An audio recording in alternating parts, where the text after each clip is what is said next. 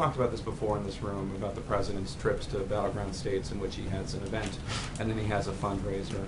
And I know you've talked even more recently when Ann asked you about how the language in these different official versus campaign events are often quite similar.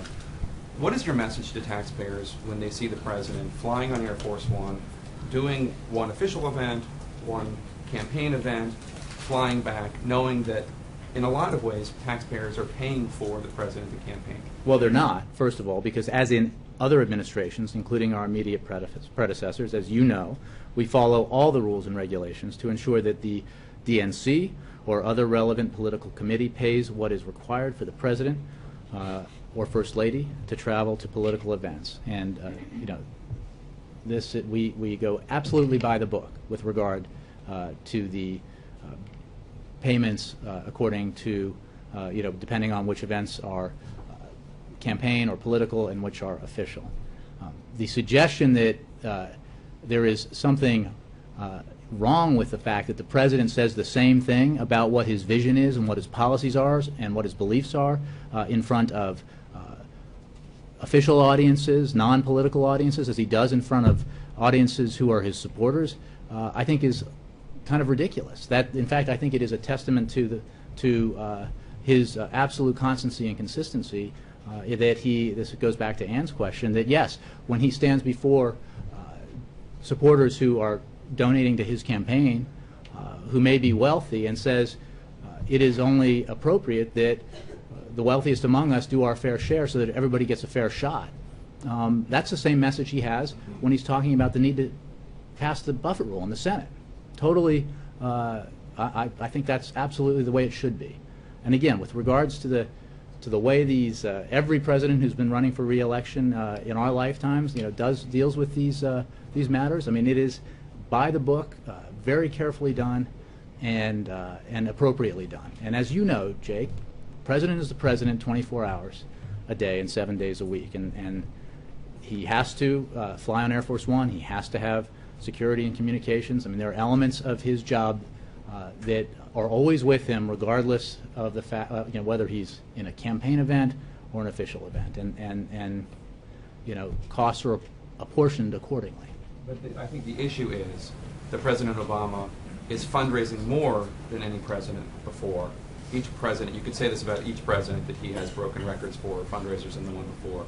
But President Obama has attended dozens more fundraisers than President Bush had done at this point in his presidency, and is going to visit battleground states more than any president. Well, that's a fact that I'd like to contest, because when that was first raised, based on a Wall Street Journal article that included Virginia as evidence of the president's trips to Virginia as evidence of traveling to battleground states, but when it was noted that they didn't include that when assessing President George W. Bush's travel in 2004, they didn't include Virginia because nobody thought Virginia was contested, and if you did include Virginia, Bush actually traveled to more battleground states at an earlier period of time. So the president should not be penalized for the fact that the voters of Virginia decided to vote for him in 2008. The two states he's visited the most this year. And 2012, we hope. I'm sorry. The two states he's visited the most this year are Ohio and Florida. Mm-hmm. That's just a coincidence? Two very populous states, very important states, and I'm sure he'll be back to those states as well as others. We were recently in Oklahoma. I'm an eternal optimist, but I'm prepared to suggest that it's unlikely that anyone would call that a battleground state. He gave a major speech in Nebraska. Again, prepared to suggest that that's not a battleground state, although a portion of it was in 2008.